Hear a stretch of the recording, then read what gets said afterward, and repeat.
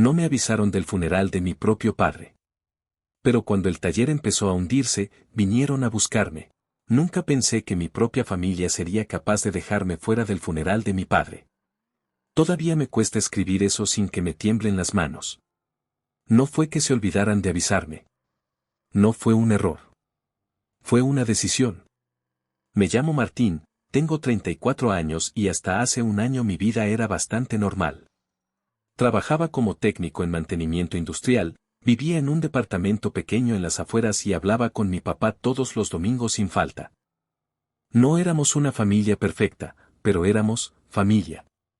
O eso creía. Mis padres se separaron cuando yo tenía 12. Mi hermana mayor, Laura, se quedó viviendo con mi mamá.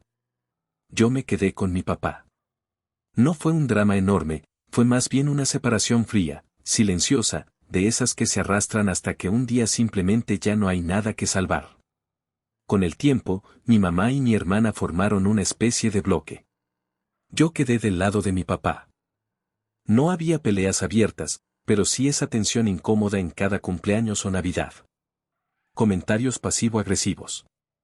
Miradas que decían más que las palabras. Aún así, yo nunca dejé de intentar mantener el equilibrio. Mi papá no era un hombre fácil. Orgulloso, terco, trabajador hasta la obsesión.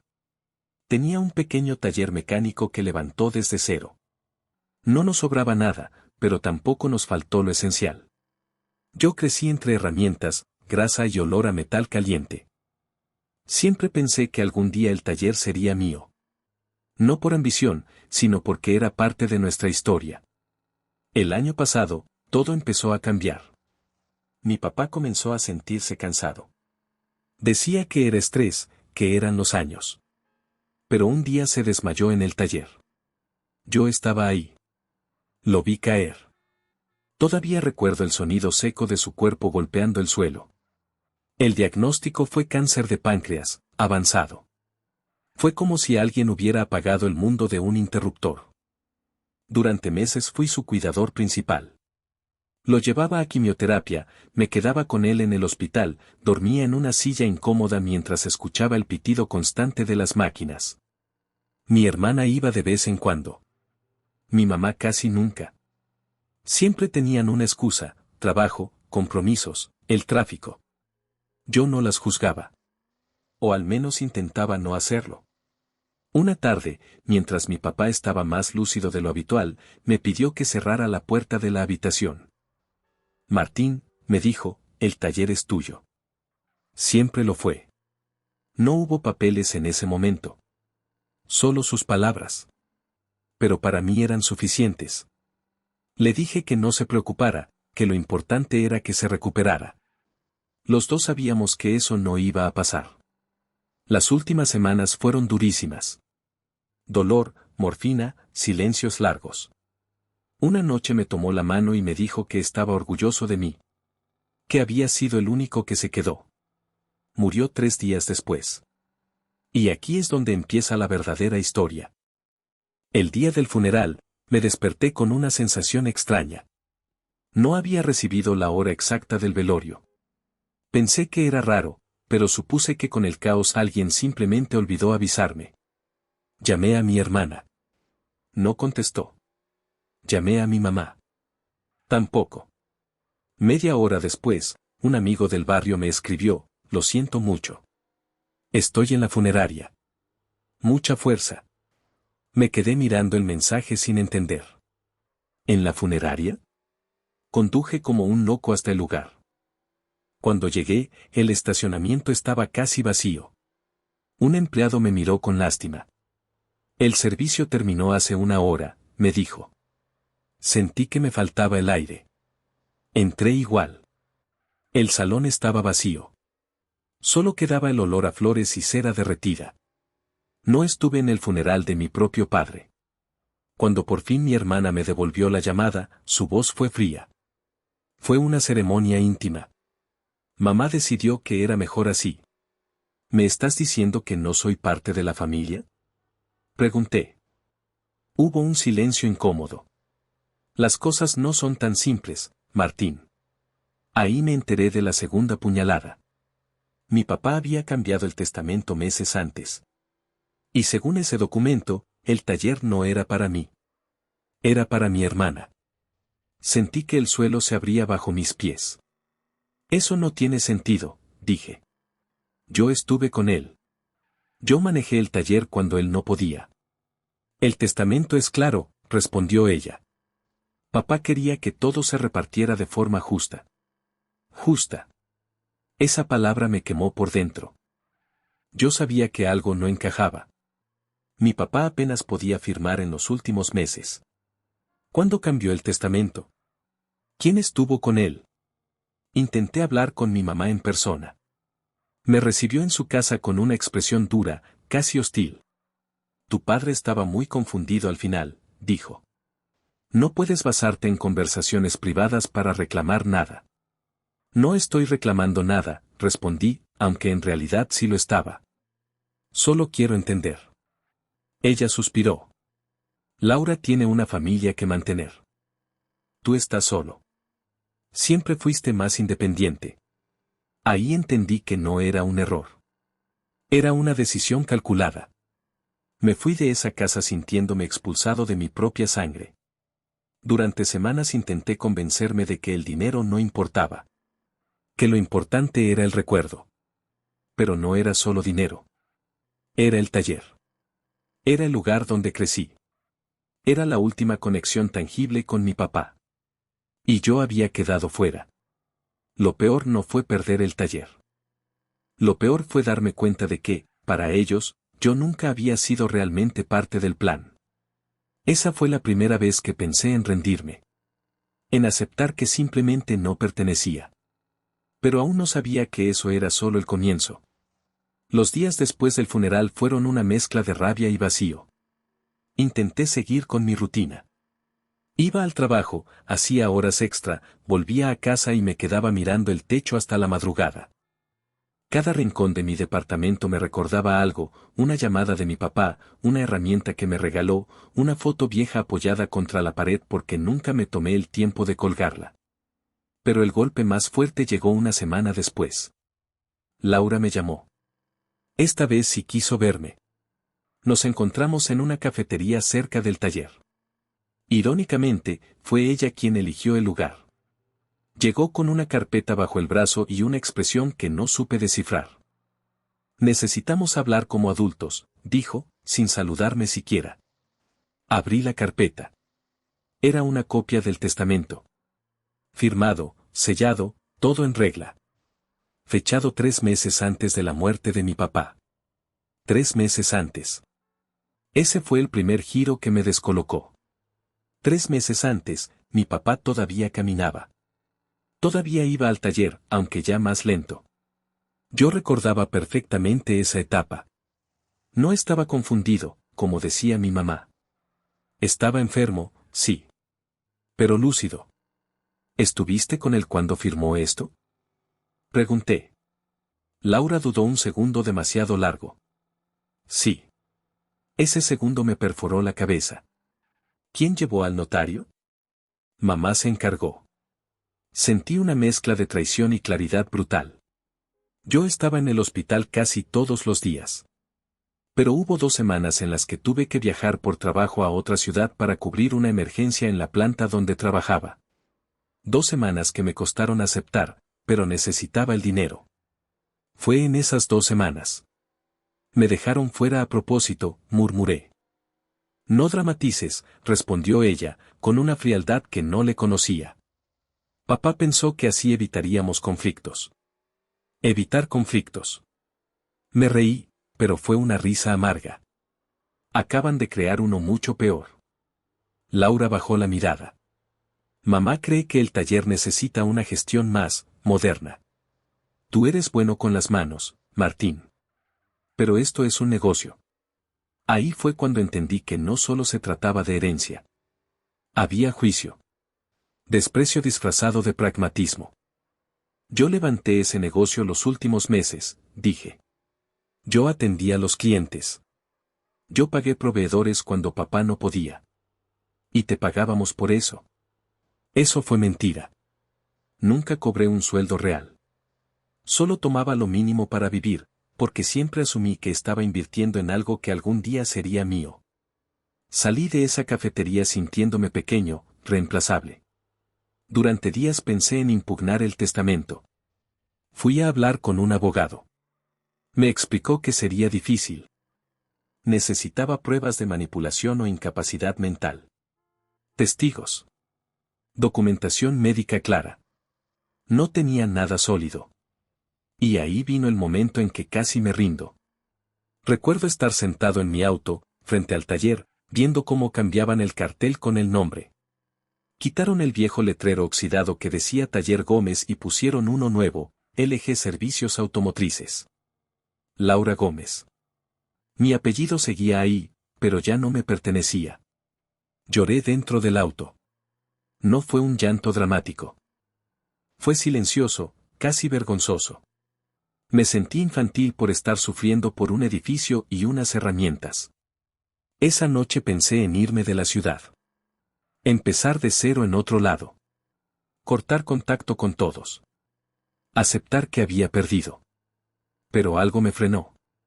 Un cliente viejo del taller, don Ernesto, me llamó. ¿Es cierto que ya no estás ahí? Preguntó. Le conté, a medias. Tu padre siempre decía que el taller era tuyo, me respondió. No entiendo qué pasó. Esa frase me dio una chispa mínima de fuerza. No era solo mi palabra contra la de ellas. Empecé a hablar con otros clientes habituales. Varios confirmaron lo mismo, mi papá les había dicho que yo continuaría con el negocio. No era un contrato, pero era un patrón. Ahí surgió mi primera pequeña victoria. Uno de esos clientes era contador y conocía a un notario diferente. Me explicó algo que no sabía: si el testamento se firmó bajo presión o con información incompleta, podía cuestionarse. No era una garantía. Era una posibilidad. Mientras reunía testimonios, ocurrió algo que no esperaba. El taller empezó a tener problemas. Laura no tenía experiencia real en mecánica. Contrató a un administrador externo que intentó reducir costos despidiendo a 2 mecánicos antiguos. Uno de ellos había trabajado con mi papá más de 20 años. Los clientes comenzaron a quejarse. Retrasos. Reparaciones mal hechas. Yo lo supe porque varios me llamaron directamente, pensando que aún estaba ahí. Y aquí viene el giro inesperado a mitad de esta historia. Una noche, Laura apareció en mi puerta. No venía a pelear. Venía a pedirme ayuda. El taller está perdiendo dinero, dijo, sin rodeos. Necesito que vuelvas. Aunque sea temporalmente. Me quedé mirándola sin saber si reír o cerrar la puerta. ¿Vuelva como qué? Pregunté. ¿Empleado? No respondió de inmediato. Podemos arreglar algo. Ese fue el momento moralmente ambiguo. Una parte de mí quería verla fracasar. Quería que sintiera lo que yo sentía al quedarme fuera del funeral. Otra parte recordaba a mi papá, su orgullo por el taller, su esfuerzo de toda la vida. Si el negocio quebraba, también se hundiría su legado. Y yo seguía siendo su hijo. Pero aceptar significaba trabajar bajo el control de la persona que me había desplazado. Esa noche casi cedo por necesidad emocional. Casi. Esa noche no le respondí de inmediato. Laura estaba parada frente a mi puerta, con ojeras marcadas y el orgullo hecho trizas. Era la primera vez desde el funeral que la veía vulnerable. Déjame pensarlo, le dije. Cerré la puerta y me apoyé contra ella, sintiendo el corazón desbocado. No era solo una decisión laboral. Era decidir si aceptaba ser parte de algo que me habían arrebatado. Dormí mal. Soñé con mi papá en el taller, moviendo la cabeza en silencio como hacía cuando algo no le gustaba. A la mañana siguiente fui al taller sin avisar. Entrar fue como abrir una herida que todavía sangraba.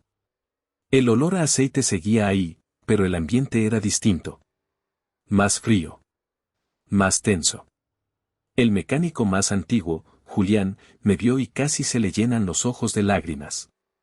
Pensé que no ibas a volver nunca, me dijo. Eso me confirmó que el problema no era solo financiero. Era humano. Laura estaba en la oficina improvisada que antes era el pequeño cuarto donde mi papá guardaba facturas y café instantáneo. Ahora tenía una computadora nueva y muebles modernos que desentonaban con el resto del lugar. Gracias por venir, dijo, evitando mirarme demasiado. Me explicó los números. Pérdidas constantes, clientes que no regresaban, proveedores molestos. El administrador que contrató resultó ser más teórico que práctico. Necesito que te encargues del taller, dijo finalmente. Yo manejaré la parte administrativa. ¿Y la propiedad? Pregunté. Se tensó. Sigue siendo mía. Ahí entendí que nada había cambiado realmente. Entonces no, respondí. Se levantó de golpe. ¿Prefieres que se hunda? ¿Eso quieres? Me quedé en silencio unos segundos. Esa era la confrontación fuerte que tarde o temprano iba a estallar. Lo que quiero, dije despacio, es justicia. No un favor. No una limosna. Papá decidió así. ¿O ustedes decidieron por él? El aire se volvió pesado. Estás insinuando algo muy grave. Estoy diciendo que firmó ese testamento cuando yo no estaba. Que ustedes organizaron todo. Que nunca me dieron la oportunidad de estar presente. Laura se quedó callada. Y en ese silencio entendí que había más verdad de la que estaba dispuesta a admitir. Mamá tenía miedo, dijo finalmente. Pensaba que si todo quedaba en tus manos, yo me quedaría sin nada. Esa frase me golpeó de una forma inesperada. ¿Sin nada? Repetí. Siempre quise que compartiéramos. Nunca dije que sería solo mío. Pero papá siempre te eligió a ti. Ahí apareció la herida real. No era solo dinero. Era competencia. Era resentimiento acumulado desde la adolescencia. Yo era el hijo del taller. Ella era la que se quedó con mamá. Nos miramos como dos extraños que comparten sangre pero no historia. Te propongo algo, dije. Convertimos esto en una sociedad real. 50 y 50. Pero con un contrato nuevo. Transparente. Y revisamos legalmente el testamento. Su rostro cambió. ¿Quieres impugnarlo?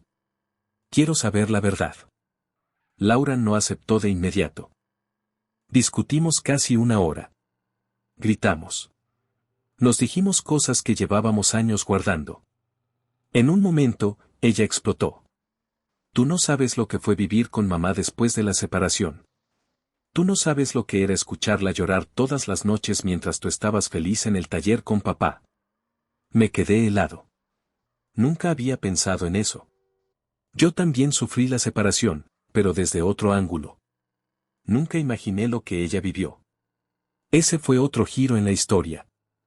Empecé a entender que la injusticia no era solo blanca o negra. Aún así, eso no justificaba haberme dejado fuera del funeral.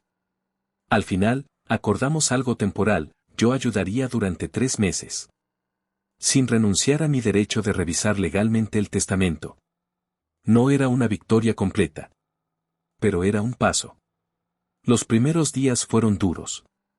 Algunos empleados me recibieron bien, otros estaban confundidos.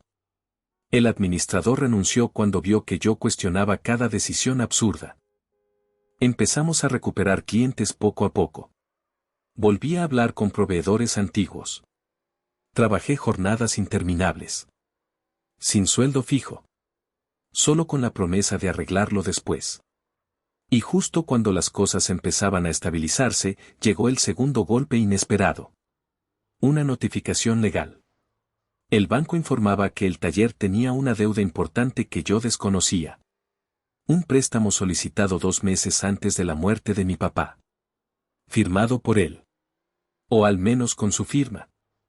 Sentí que el estómago se me caía. Fui directo a hablar con mi mamá. La confrontación fue brutal.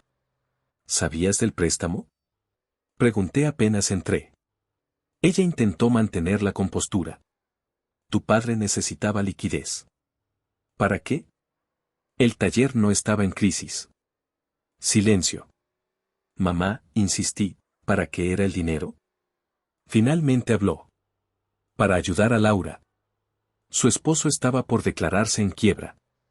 Todo encajó de golpe. El préstamo. El cambio de testamento. La urgencia por asegurarle el taller a mi hermana. No fue solo miedo. Fue planificación. Usaron el negocio para salvar a su esposo, dije, sintiendo una mezcla de furia y decepción. Era tu hermana, respondió ella. ¿Qué querías que hiciera? Ahí estuve a punto de perder el control. Lo mínimo era decirme la verdad. Mi mamá, por primera vez, bajó la cabeza. Pensé que lo entenderías después. Pero no lo entendí. Salí de esa casa con una decisión tomada, ya no se trataba solo del taller. Se trataba de límites. Y por primera vez, empecé a considerar algo que nunca quise hacer. Demandar formalmente a mi propia familia. Tomar la decisión de demandar a mi propia familia fue como morder vidrio. Durante semanas caminé con esa idea en la cabeza, dándole vueltas, buscando excusas para no hacerlo. Me repetía que la sangre pesa más que el dinero. Que los problemas familiares se arreglan en casa. Que mi papá no habría querido esto. Pero también me repetía otra cosa, mi papá tampoco habría querido que me dejaran fuera de su despedida. Volví a hablar con el abogado. Esta vez llevé todo, testimonios de clientes, registros médicos que demostraban que durante las fechas clave estaba bajo tratamiento fuerte, el documento del préstamo bancario y los movimientos que mostraban que parte del dinero terminó cubriendo deudas del negocio de mi cuñado. El abogado fue claro. No es un caso sencillo, pero hay indicios de posible influencia indebida y administración desleal. Si decides avanzar, no hay vuelta atrás. No había vuelta atrás. Cuando Laura recibió la notificación formal, vino al taller hecha una furia. La discusión fue pública. Empleados, clientes, todos escucharon. ¿De verdad me estás demandando?, gritó. Estoy pidiendo que se revise lo que hicieron, respondí, intentando no perder la calma. Estás destruyendo lo poco que queda. No fui yo quien empezó esto. Ese fue el momento más tenso de toda mi vida. No era solo un conflicto legal. Era la ruptura definitiva de una relación que, aunque frágil, todavía existía. Lo que no esperaba era la reacción de mi cuñado. 2 días después, apareció en mi departamento. Nunca habíamos tenido una relación cercana. Siempre lo sentí distante, como si me viera por encima del hombro. Pero esa noche no tenía esa actitud. Necesitamos hablar, dijo. Entró sin que lo invitara demasiado. Se veía agotado. Me confesó algo que me dejó helado, su negocio no solo estaba mal, estaba prácticamente quebrado. El préstamo del taller fue un intento desesperado por mantenerlo a flote. Laura había presionado para que mi papá lo ayudara. No pensé que terminaría así, dijo. Tu padre quiso ayudar. Nadie lo obligó con una pistola. Eso era lo moralmente ambiguo. Mi papá pudo haber aceptado ayudar por voluntad propia. ¿Pero lo hizo sabiendo todas las consecuencias? ¿Sabiendo que comprometía el taller y generaba un conflicto entre sus hijos? Mi cuñado bajó la mirada. Si sigues con la demanda, el banco va a revisar todo. Yo puedo enfrentar cargos por cómo manejé esos fondos. Lo entendí perfectamente, no solo era un pleito familiar. Era un posible escándalo legal. Y ahí fue cuando me hicieron la propuesta que jamás imaginé. Laura y mi mamá vinieron juntas, algo que no ocurría desde el funeral. Retira la demanda, dijo mi mamá. Podemos arreglarlo en privado. ¿Cómo?, pregunté. Laura respiró hondo. Te cedo el 50% legal del taller. Formalmente. Y renegociamos la deuda. Pero necesitamos que no escale más. Era exactamente lo que había pedido al inicio. Pero ahora tenía un sabor distinto. No era un gesto de justicia espontánea. Era una reacción al miedo. Me fui a caminar solo esa noche. Pensé en mi papá. En su orgullo. En lo mucho que odiaba los pleitos. Pensé también en la humillación del funeral, en las mentiras, en el silencio calculado. Estuve a punto de aceptar solo para terminar con todo. Pero algo dentro de mí necesitaba que la verdad quedara registrada. Al día siguiente propuse un acuerdo diferente. Acepto retirar la demanda, dije, pero con condiciones claras. Auditoría completa del préstamo.